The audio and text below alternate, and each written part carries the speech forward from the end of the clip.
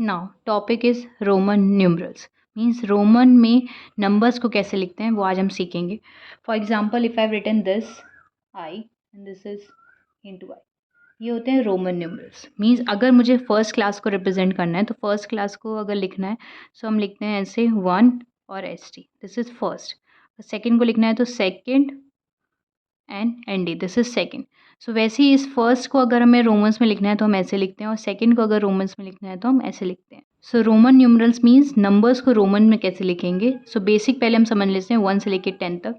So first is 1 का तो बता ही दिया, this is 1 means 1 standing line. 2 के लिए 2 स्टैंडिंग लाइन एंड 3 के लिए 3 स्टैंडिंग लाइन. अब 4 और 5, पहले हम 5 का समझेंगे 4 के समझने से पहले.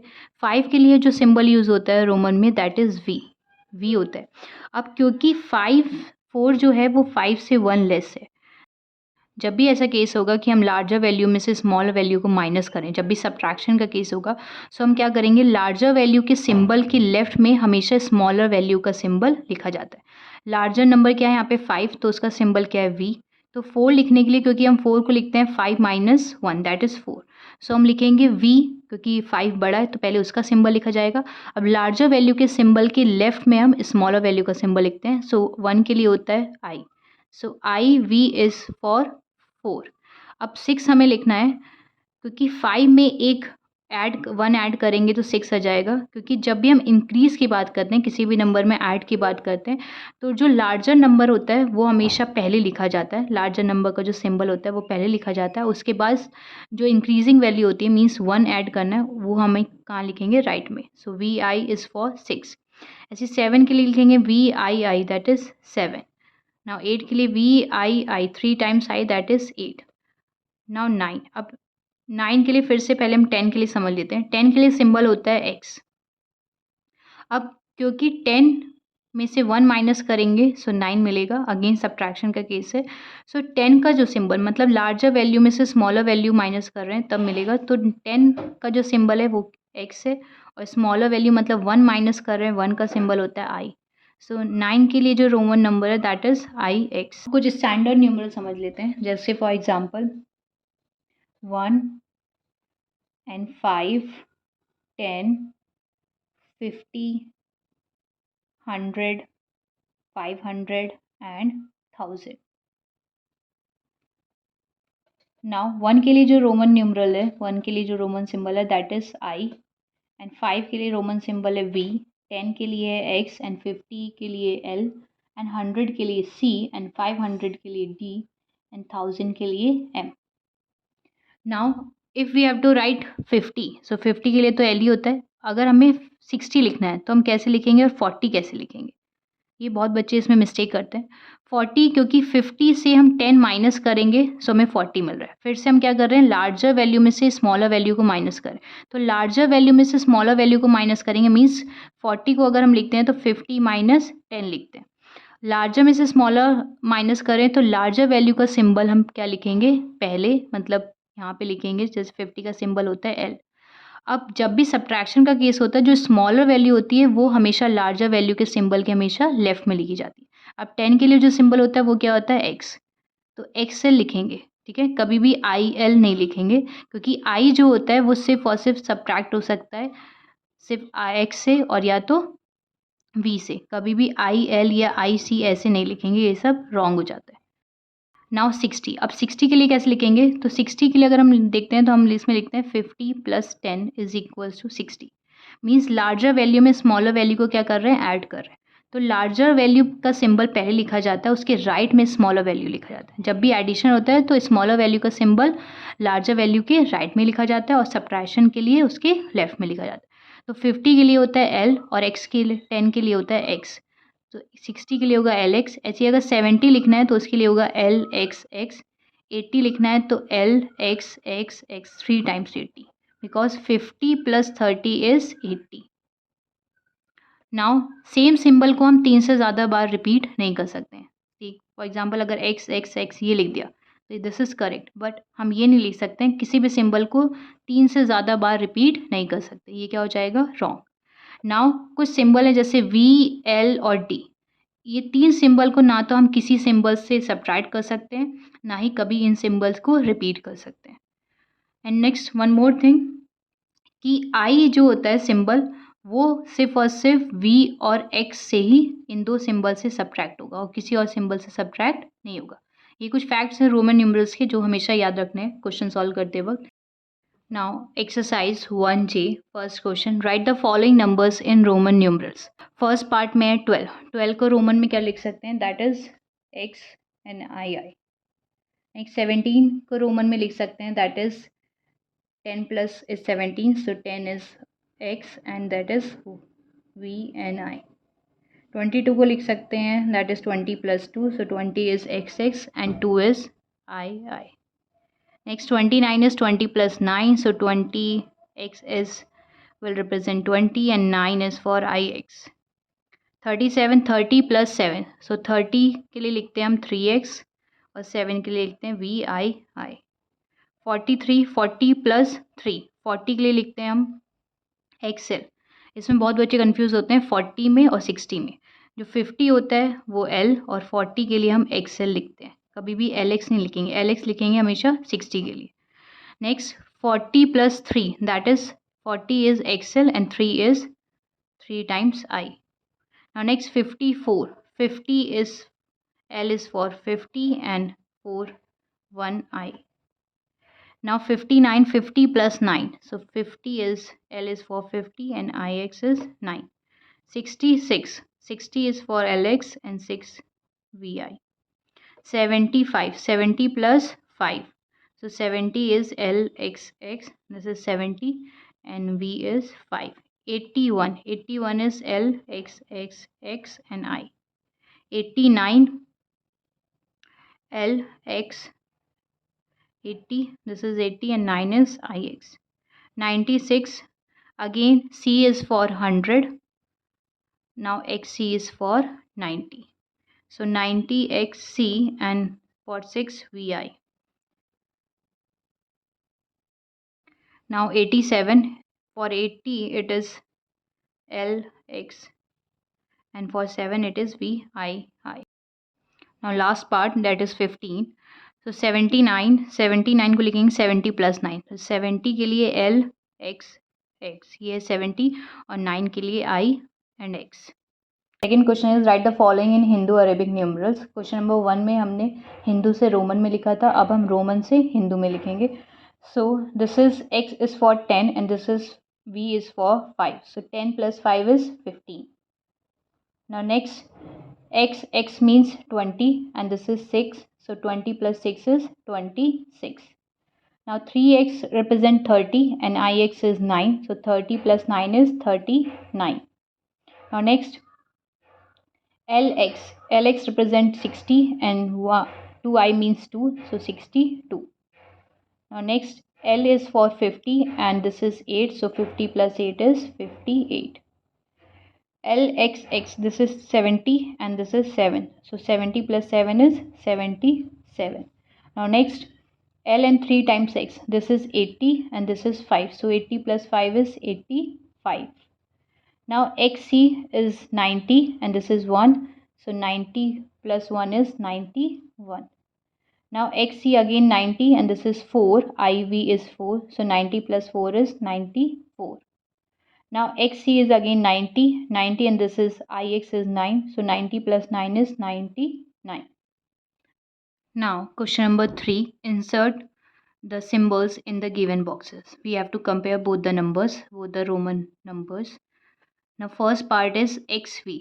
XV means this is 15 and this is XIII, this is 13. So between 15 and 13, 15 is greater. Now next XC means 90 and this is 6. So this is 96 and this is 94. So 96 is greater than 94. Now next is this is 80 and 9. This is 89 and this number is 90. So in between 89 and 90, 90 is greater. Now this is 90 and 8. So this is 98 and this is representing 84. So in between 84 and 98, 98 is greater than 84. Now next XL is 40 and this is 44 and this one is 49. So again between 44 and 49, so 49 is greater than 44. Now LX means 60, XC means 90. In between 60 and 90, 90 is greater than 60. Now next question number 4, answer true or false by writing T or F. So first part is VV is equals to X. VV means VV तो कुछ होता ही नहीं है, V को हम repeat कर ही नहीं सकते, सो इक्वल हो ही नहीं सकता है. V मीन्स 5, 5 मतलब V को रिपीट ही नहीं कर सकते. Symbol V L and T can never be repeated, so ये क्या हो जाएगा फॉल्स. इसको ऐसे हम 10 नहीं लिख सकते. Now next second part x x x x I means x same symbol को हम 3 से ज़्यादा बार रिपीट नहीं कर सकते. सो यहाँ पे 3 मोर देन 3 टाइम्स लिखा है, that means again this is false. Now next third part XL means 50 minus 10. So yes, XL means 50 minus 10. So this is 40. So this is true. Now next, when the same symbol is repeated in Roman numerals such as X in triple x में जैसे X है वो same symbol means एक ही symbol को represent कर रहा है, repeat हो रहा है. Each of the symbols name the same number. So yes, ऐसे मतलब जो भी सेम मतलब रिपीट करेंगे वो एक ही सिंबल को रिप्रेजेंट करते हैं, दैट इज ट्रू. और next fifth part I C is equals to 100 minus 1. No, I को सिर्फ और सिर्फ हम सब्ट्रैक्ट कर सकते हैं एक्स और सी में से. सो आई को हम सी से सब्ट्रैक्ट नहीं कर सकते हैं, so this is false. Now question number 5, explain why 4 times x and vx, ic, x, vv are not use. Means इन सबको हम यूज़ क्यों नहीं कर सकते हैं, उनका रीज़न बताना है हमें. So first is x x x x 4 times x. क्यों हम इसको यूज़ नहीं कर सकते हैं? Because the same symbol can not be repeated more than 3 times. किसी भी सिंबल को हम 3 से ज़्यादा बार रिपीट नहीं कर सकते. सो reason will be it can't be used because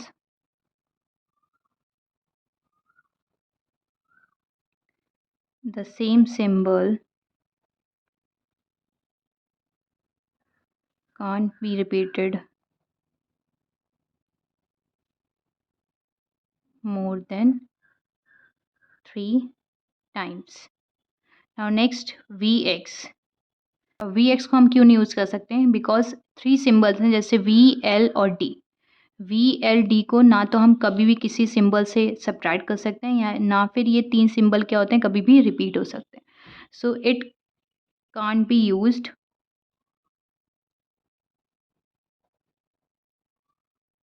because the symbol VL and D can never be repeated.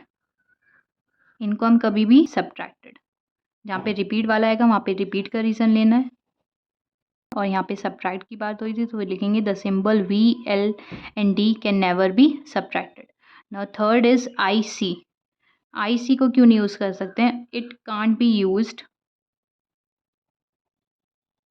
Because ये भी सेम ट्रू फॉल्स में भी था कि ये यूज़ नहीं हो सकता. क्यों? क्योंकि आई सिंबल को हम कभी भी सी से सब्ट्रैक्ट नहीं कर सकते. आई सिर्फ सब्ट्रैक्ट होगा या तो एक्स से या फिर वी से. Now it can't be use because I can be subtracted from V and X only. Now next, क्योंकि आई को हम हमेशा या तो हम ऐसे लिखते हैं आई वी करके लिखते हैं या फिर हम आई एक्स करके लिखते हैं. कभी भी हम ये आई सी नहीं, मीन्स सी से तो कभी भी सब्ट्रैक्ट नहीं होगा. सी से पहले कभी भी आई नहीं लिखा जाएगा. और next last is X V V. यहाँ पे हम देख रहे हैं कि इसको क्यों नहीं यूज़ कर सकते हैं, क्योंकि ये जो वी है ये रिपीट हो रहा है, और वी एल और डी ये 3 सिंबल ऐसे हैं जिनको ना तो हम सब्ट्रैक्ट कर सकते हैं ना ही रिपीट कर सकते हैं. So it can't be used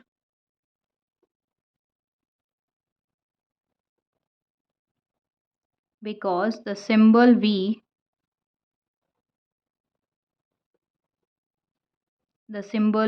L and D can never be repeated. इनको हम कभी भी रिपीट नहीं कर सकते। अगर वी की जगह एल आता तब भी हम नहीं रिपीट कर सकते, डी होता तब भी रिपीट नहीं कर सकते। ये 3 सिंबल ऐसे हैं जिनको ना तो रिपीट करेंगे ना ही सब्ट्रैक्ट करेंगे। Now MCQs question number 6, which of the following set of numbers are written in ascending order. कौन सा मतलब कौन से नंबर्स जो हैं, कौन से सेट ऑफ नंबर्स में नंबर्स असेंडिंग ऑर्डर में लिखे हुए हैं। सो फर्स्ट ए पार्ट में पहले ही अरेंज करते हैं। V is for 5, I is for, L is for 50 and X is for 10, I is for 1। ये तो असेंडिंग ऑर्डर में अरेंज है ही नहीं, सो ये नहीं होगा ना। Next B part, I is for 1, V is for 5, L is for 50, X is for 10। ये भी असेंडिंग ऑर्डर में अरेंज नहीं है, सो बी ऑप्शन भी नहीं करेक्ट होगा। सी पार्ट में I is for 1, V is for 5, X is for 10 and L is for 50। ये असेंडिंग ऑर्डर में है, क्यों? ये क्या है, स्मॉल से बिग की तरफ अरेंज है। नाउ डी पार्ट भी देख लेते हैं। X is for 10, V is for 5, I is for 1 and L is for 50। ये भी असेंडिंग ऑर्डर में नहीं है। तो इस पूरे ऑप्शन में सी में ही एक ऐसे सेट ऑफ नंबर्स हैं जो असेंडिंग ऑर्डर में अरेंज है। तो C option is correct. Now next question number 7, the Roman numerals representing the least 4-digit number। The least 4-digit means the smallest, least का मतलब होता है smallest। The smallest 4-digit number is 1000। अब 1000 Roman numbers में 1000 को कैसे लिखते हैं? That is 1000, M is for 1000, L is for 50, C is for 100, D is for 500 and M is for 1000। So B option is correct. Now, question number 8, high order thinking skill. I as a Roman numeral, M, C, M, X, C, I, X. Break me up and then can you recognize me? Means इस ये जो number है Roman numerals, इसको हमें पहले break करना है। सो C M को हम क्या लिख सकते हैं? That is 9, M is for 1000 and C is for 100. So 1000 minus 100 is 900. Now XC को हम लिख सकते हैं दैट इज़ 90 एंड IX को हम लिख सकते हैं 9। सो अगर इस नंबर को हमें ब्रेक करना है CM XCIX, सो हम इसको ब्रेक करेंगे CM plus XC plus IX। So CM is 900, this is 90 and this is 9। सबको ऐड करेंगे so will get 999। So this is the number. So this was all about chapter 1. If you have any doubt, any queries, please do mention in the comment section related to any of the exercises. And thanks for watching.